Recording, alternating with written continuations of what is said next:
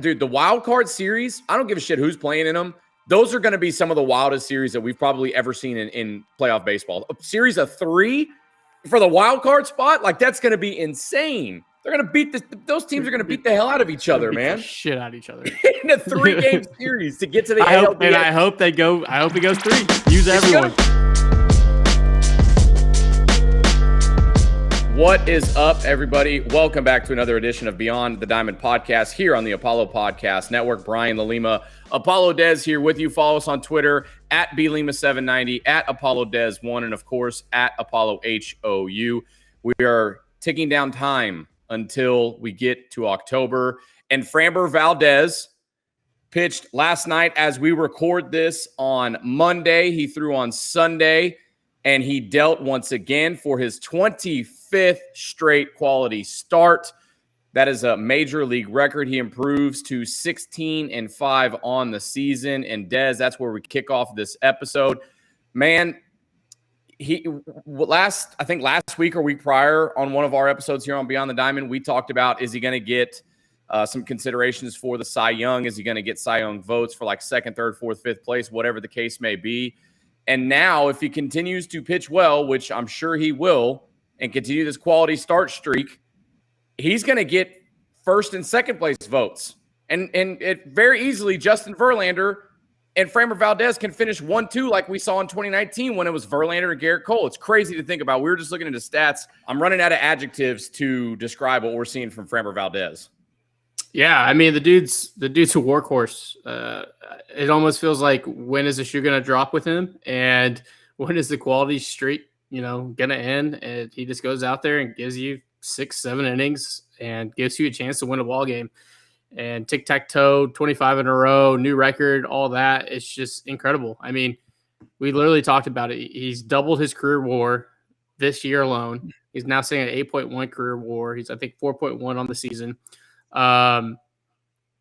The other fact thing is he was, I guess we did the math. He's 40-22 in his career now as a starting pitcher, and he's 16-5 this year. So literally he's just went from a average to above average 500 starter to an elite arm in the Major League Baseball. Like, I don't know how else to say that. And it feels weird because we've all seen Framber be the guy who walks 7 guys. You're just like, oh, here we go. Like, we're going to have to score 9 runs. Yep. And now it's just like, hey, settle in. Like, we're going to have 6 solid innings right here. And it's a great sight to see. Obviously, Framber Valdez loves himself some Framber Valdez. So that's even cool to see on Instagram. I love his stories after a good start because there's like 1,000 lines. And so he just reshares everything. Yeah. But that's what you do when you're ace. And it feels like 2019 all over again. You have 2 guys that can go out and win a Cy Young, and we're spoiled. So absolutely phenomenal season. And I think we're going to see some really damn good pitching from him come October. Yeah, you continue to look at his stats. He's got a whip of 1.11. He's giving up 3 walks per 9. That's his second lowest of his career. And then you look at the Ks per 9, he's averaging almost 9 strikeouts a game. So he's going to get you a lot of ground balls, but he can strike out 8, 9, 10. Sometimes we'll see, obviously, jump up into the double digits, 11, 12, whatever the case may be is. But he gets outs, and he just continues to fill it up. Like I said, he gets ground balls. And, man, I think the most impressive thing during the streak, actually just during this season, is the walk ratio is down. That was always the big question mark with Framber Valdez. And whatever he's got going on when he's at a sports psychologist or therapist, or what if they sacrificed a live chicken in the dugout, got him or in the clubhouse, got him a bucket of fried chicken or whatever, as I'm quoting from the movie Major League 2 or Major League 2, I think. Keep doing it because it's working. The walks are down. I mean, it's like you said, it's phenomenal to see. You put him on any other team besides maybe the Mets, maybe the Dodgers, and maybe the Braves. I mean, there's very few teams, but you put him on another team and he's the ace by far. Like, there is no questions asked that he would be an ace on any other team besides a few, and he's the number 2 here in Houston. Yeah. And I think unique thing too is like you have a guy that doesn't have to be the dude because Justin Verlander's the dude. And so you can just have Framber go out there and be Framber Valdez and nothing more than that. And I think that's huge. Obviously, things change. If Justin Verlander's in a different uniform next year, obviously him and Lance are going to be battling for that number one spot. But in this day and age, when you have an arm, your number two is at a 4.1 WAR, that's crazy. And Justin Verlander sitting at a 5.1 WAR on Baseball Reference, and so it's pretty damn awesome. Christian Javier sitting at a 2.6 WAR, and he's going to be a Swiss Army knife come playoffs. He's a guy that can bridge a gap or start or be a high leverage arm, whatever they're going to use him as. But when you start getting in this conversation where your rotation is just stacking WAR, it means you may win another World Series. That's what it means. Listen to these stats that were put up earlier today by MLB Network. Framber Valdez, 25 quality starts. Can you hear that? No, whoops. Posted the video. Framber Valdez, 25 quality starts. Jacob deGrom, 24 quality starts, straight quality starts in 2018. Chris Carpenter with 22 and 05. Bob Gibson, Hall of Famer, in 1968, he had 22. And then you remember Johan Santana? Yeah. 2004, Johan Santana had 21 straight. He was dominant that year for the Twins, the lefty. Twins, yeah. I mean, listen to those names, man. Valdez, deGrom, Carpenter, Gibson, Santana. We just continue to have so many good things to say about Framber Valdez in this ridiculous season that he has. And if Verlander wasn't in the conversation, I could make the argument that he would win the Cy Young. You got McClanahan's pitched well, but he was injured for a little bit. Dylan Cease with the White Sox has pitched well all season. Framber Valdez, in my opinion, is going to get some Cy Young votes, rightfully so. And if you take Verlander out of the conversation, your Cy Young is Framber Valdez. Like, it's crazy to think about. Yeah. I mean, literally the things that just stick out to me in my fandom is the Carlos Correa ass chewing of Framber Valdez in the CS in the COVID year. Yeah. Where Correa was just laying into him. And everyone, like, obviously everyone on the internet was like, oh, look at Correa, the leader, blah, blah, blah, blah. But what I saw was a guy that could take criticism on the mound like that. Like, there's a lot of guys that would not respond the way Framber did, one in that game, but two after that. But I feel like that was just a jumpstart of his career. Like, from that moment on, it's been a completely different Framber Valdez. And that's a lot of with Dusty Baker treating him like a 1995 true ace, where he's like, I'm going to throw this guy 500 innings this year. And you have a guy that, took his mental health and went to a mental performance coach and took it very seriously, and it transformed him into an all-star. So that moment just stands out to me forever. And it's not for what Carlos Correa did. It was more of just how Framber, one, took the ass chewing, but two, just built off that. There's a lot of people that don't build off that. And so I'm pumped to see him come October, because that's like the next big thing for him, right? Like, yes, he had the game against the Red Sox where he won the biggest swing game. I was there. He was dominant, and some other starts throughout October weren't. If he strings together a solid October, the Astros win a World Series. Like, it's not reliant on Framber Valdez, but if he shows up and shows out, series get really short and really tight when you're charting out a Verlander and Framber Valdez. Yeah, it's funny you bring up that ass chewing that Carlos Correa gave to Framber back in the ALCS? It was the CS in 20. Yeah, in 2020. So you look at it, Framber Valdez is 28 years old. So that was 2 years ago. So he's barely 26 years old, only been in the league a couple years. That's a young Framber Valdez. And to take that criticism right there on the mound and to implement it into his really that next at bat or whatever it was, he ends up getting a ground ball double play. They get out of the inning. But for him to be able to take that in stride and really use it to his advantage is kudos to him. Like, really, because some people don't respond to that very well. And I'm sure your college head coach ripped your ass just like my college coach ripped my ass. And I know me personally, if a captain or a senior or a teammate or even your head coach or assistant coach rips your ass like that, like, I personally loved it. It pushes you. It motivates you. Some, especially a young guy in their career, might not take it that well. And Framber Valdez really did. And then it's crazy that you look at that particular moment in his career, and then this guy, Sean _Spradley on Twitter, tweeted out some stats since that outing, since that ass chewing. Framber's had a 2.81 ERA, a 1.17 whip, 301 strikeouts. I don't even know what the hell a lowercase r WAR is. Do you know what that means or what the hell that is? Say that again. What is it's a lowercase r WAR. It depends where you get it. Like B WAR is baseball reference WAR. I don't remember what R WAR is, okay, but it's wherever you grab your WAR stats from. Okay, so he's got a 6.6. Gotcha. He's got a 6.6 lowercase r WAR, and then a 27-11 record. And obviously, he's got the 25 straight this season. But since then, he's had 40 quality starts. So really, I mean, if you think about it, like, that kind of jump started the transition into a dude, if you will. So it's a really, really impressive streak this season. And I think what we've seen from him, you obviously want that in the playoffs, but I think that's really the test, is when we get into October, what Framber are we going to see? If we see what we're seeing now, good luck trying to get wins against the Astros in games 1 or 2. And that's no disrespect to the rest of the rotation either.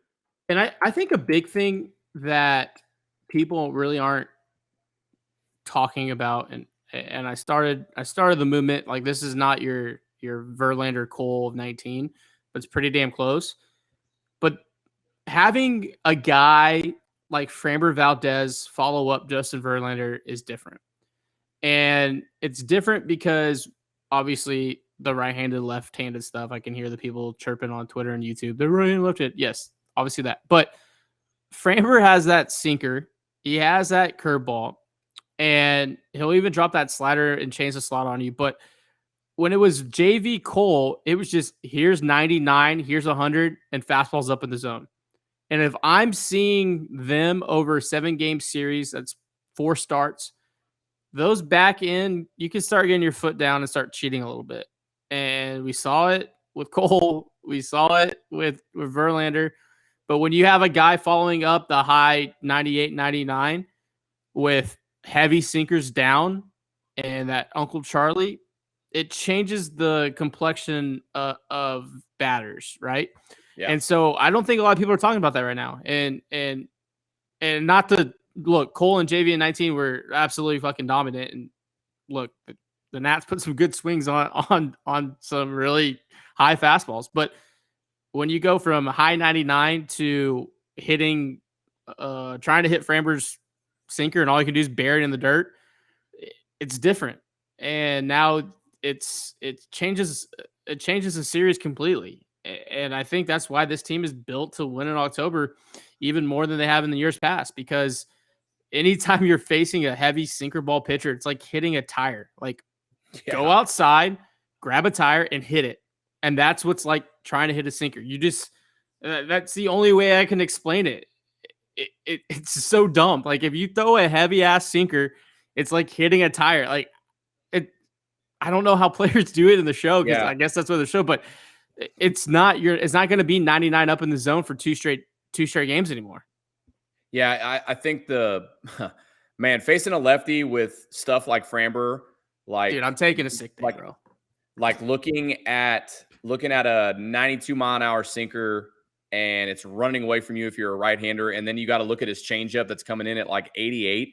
There are those times when you're at the plate and you can have an idea and a good approach at the plate and really know what they're about to throw. You barrel something up and it feels good, and then you look up and it's going right to the second baseman. It's a hard ground ball, 4 and out, and you're like, what the fuck am I supposed to do? You can't elevate anything, and you just have to hope for a mistake. And then there's those changeups that come floating in, and then at the last second they just dive away from you, and you're just Like, dude, at that point, it's like you tip your cap, you take your fucking licks, you go back to the dugout, and you think, yeah, he's that guy. He's just that good. And there's nothing else you can do about it. It's the shittiest feeling in the world, like the worst. And they can throw it anywhere. It could be middle. Right.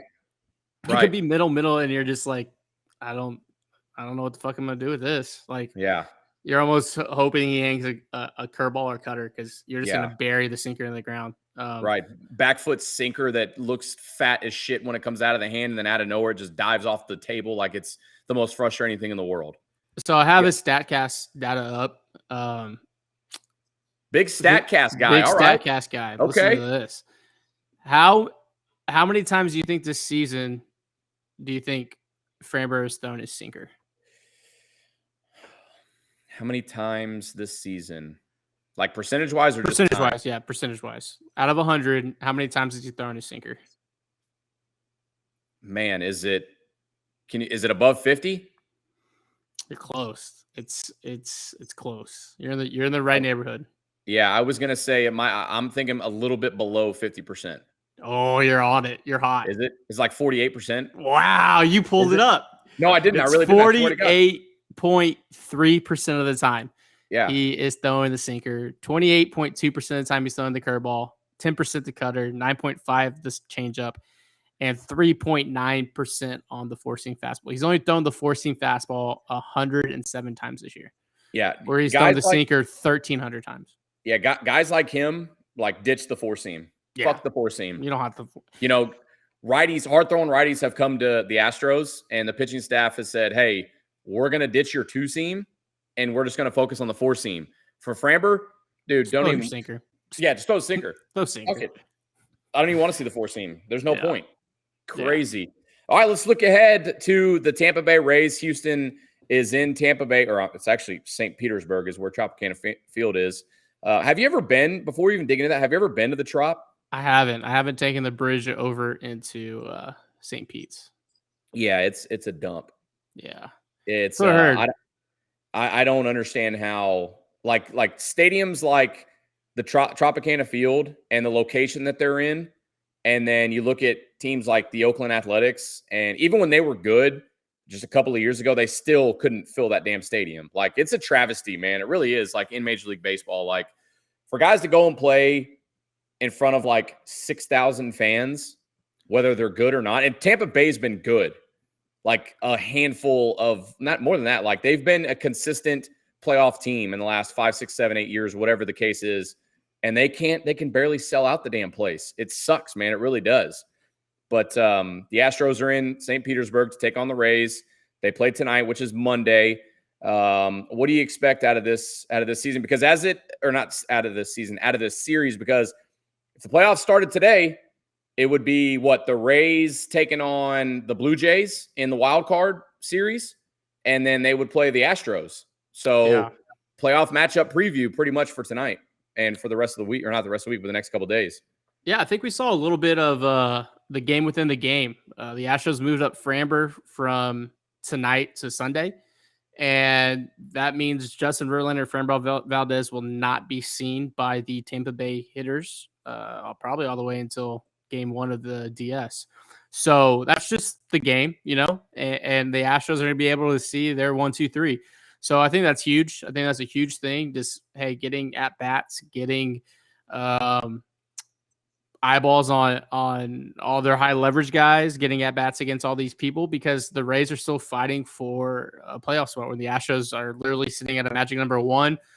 They win 1, they win the West. If Seattle loses, the West is already won. So I think that's a huge thing, that no one, knowing that these guys love the data on how they're facing, that the Tampa Bay is playing to win the game. And so they're going to use their high leverage arms. They're going to throw the kitchen sink at them. That's only going to make us better in October. So really interested to see how the offense shakes out, especially at the Trop. You're going to have to create your own juice, create your own energy, and a lot of coach talk there, but that's just part of the game when you play against Tampa. But also, Jose Siri is probably going to revenge home run off us and bat flip into the Bay.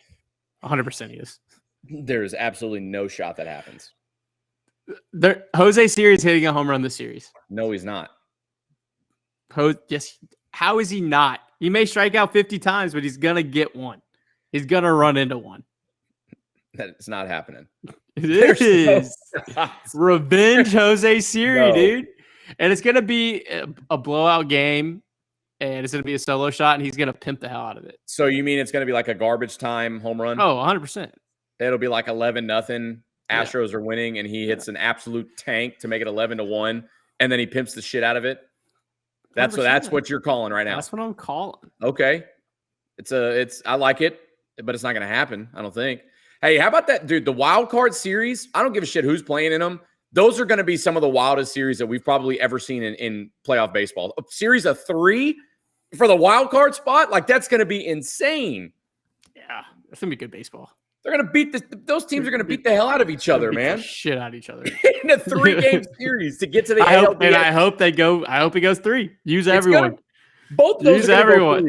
Dude, the National League. Like the National League is going to beat up on each other so much. Like those teams over there are, I mean, that's the superior league or series. Damn, dude, I can't talk today. It is the superior league out of Major League Baseball. The National League has the best teams in those series for the wild card and then the DS, a 3-game series, a 5-game series. Like those are going to be some nasty ass games. They are going to beat the hell out of each other. Yeah. Look, the Astros just take care of business. Right.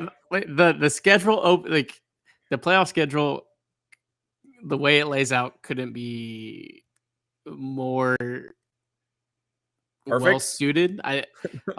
Baseball's crazy, and you have to collect all the outs, and you just can't sit on the clock and all that. But like the American League is down. The NL, like you said, is the better league, but they're gonna beat the shit out of each other. Like if you just handle business, just let everyone else beat up on each other, and you could just sit there. And obviously, a World Series against anyone on the NL side is going to be a dogfight, but you can I don't know, just handle business. It's just right. Just handle business. Just take care of business. God, just get there. Then after that, just get there. Anything can happen. Yeah, anything can happen. Yeah. All right, we got our weekly award. It's the dog of the week. Who we got this week? Who we got? I'm really waiting for this damn award to catch fire. I know. Our award winners so far have been Hunter Brown, have been Kyle Tucker. So who are we giving it to? Yeah. The third inaugural dog of the week. I think we got to get that whole thing figured. Is it inaugural? Is it annual? Yeah, no, weekly? inaugural. I mean, it's weekly. It's inaugural. Okay. Goes to my son, Yordan Alvarez. Dog of the week for having a ridiculous. And look, my son won the award. I didn't. Let me preface with that. Uh-huh. But we finally meet. And not only does he have a week that is absolutely insane, but he wins dog of the week. Hey, and is it because of me and Colin? It might be. It might be. Josh, are you there? Camera two? Producer, camera 2? No camera. No, 2. he's not there. Well, I was going to say, if we can get the picture pulled up of Yordan, ApolloDez, and Colin Spaceman, where they're at the event, we could put it right here. Right there. Right here. Just drop it in. Right there. Producer Josh, you got that? Just drop that photo right in. Okay, I guess. Dude. So that's the picture you're talking about. Yes, that picture. 5 home runs, 4 doubles, 10 RBIs, 1.836 OPS, batted .520. I mean, just absolutely incredible week. I think the hands are okay. Hands are fine. Now, I will say that I would imagine that the front office and Dusty Baker, the training staff, are probably going to all agree to give him a couple of days off here and there. Internet's going to be really upset. Who? The internet. The internet's going to be upset. Oh, should we even address my tweet from Saturday or no? No. Okay, fine. No. And it wasn't even that bad. Like, it was a good tweet. Like people stated their opinions. Okay, it's fair. Whatever. Were you bored? Yeah, hell yeah, I was bored. Okay. Like waiting for college football to get rolling. There was a couple of early games I really wasn't interested in. Just waiting for better games. And then I just was on Twitter scrolling through, and I saw like a good amount of people complaining about Albert Pujols inching his way closer to 700 home runs. And I was just like, what do we find any and everything to complain about and to bitch about? Like, I get it, man. Albert Pujols was a terror against the Astros for a few years, like 62 career or 63 career home runs against the Astros. I'm not even talking personal, like outside of baseball. There's some things that he did that none of my business. I don't really give a shit about. Like, I was specifically talking baseball and baseball history, something that literally might never happen again, ever. And it needs to be celebrated, like regardless of what you feel, hate towards him or whatever it is. So I just sent out a tweet, and my goodness, it got a lot of reaction. It got a lot of interaction. Luckily, no one went personal on me. No one called me a fucking idiot or a jackass or said I was ugly or I couldn't read good or, something like that. But there was a lot of, I wouldn't even say people were upset, but they just stated their opinion. And I wasn't coming down on anybody. Like, I would come down on people for their overreactions when the roster, or not when the roster, but when the lineup is released daily by the Astros social media team. Like, that's something we can probably say, like, hey, stop. Like, relax. The Astros are the number 1 seed in the American League, and they're the second best team in baseball right now. Like, that's it. But this Pujols stuff, man. Dude, I was like, good luck. Yeah, man. How many times have you said, man, my mentions are a wreck right now? Like, you've tweeted out some stuff that probably gets a lot of interaction, man. And like, it's again, I wasn't coming down on anyone, but my God, man, like, from a pure baseball standpoint, you should want Albert Pujols to hit his 700th home run. Like, I don't care what happened in the past. Like, here's another thing. Like, we always, like, the hot conversation is pimp jobs, showing emotion on the mound for striking somebody out. And the argument always is, if you don't want to give up a home run and you don't want somebody to pimp it off you, make better pitches. Like, you didn't want Albert Pujols to hit that many bombs off of you or off of Houston, make better pitches. And let's take a step back here. Those teams that he played are nothing like what we have now as a fan base. Like, we have way better teams. So I don't know. Got a lot of interaction. That's fine. People said their opinions, and I'm just glad no one went personal on me. I was kind of shocked that no one called me an idiot or a jackass. Yeah, I think Pujols gets it done. Judge is going to hit 62 bombs. Judge is going to break Maris's record. Pujols will get to 700. Someone's going to groove him a cookie. I don't know if anyone wants to be 700, but it doesn't suck being the guy for like 698 and 699. Right. Like, you could be that guy. Right. The 700 is a different. You're a trivia answer for the rest of your life. Right. So, but Judge is definitely going to beat Maris's record. I think he's one away from Bonds, or one away from Babe Ruth's record, and then one from Maris. So how many? So he's got 59 bombs right now. So yeah, and I think Ruth was at 60 and Maris was at 61. 61. So. Yeah. Hey, you ever see that movie 61? It's been a while. With an asterisk on it. It's also poetic. With the asterisk on it. Yeah, it's always poetic. Yeah, but, of course. It's poetic. Of course it is. But hey, back to our dog of the week. We kind of went off on a segue. Yeah, that was a wild segment. Yeah, well, you talked about. You were sitting on that. You're sitting on that pool. No, I completely forgot about it until you said, well, Twitter, the internet will be upset if Yordan has a couple of days off. And then it was like, oh, yeah. Some people were kind of upset with my Pujols take on Saturday, this past Saturday. But, it is what it is. Got to love interaction. But you know what? Dog of the week, Yordan Alvarez. Third inaugural dog of the week. Is it inaugural?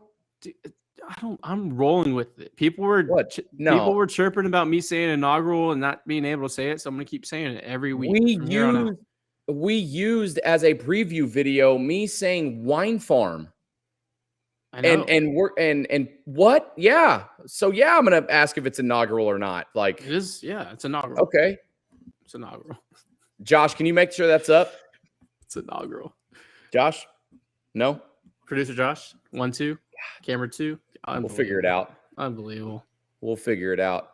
McClanahan, what do you expect out of him from Tampa?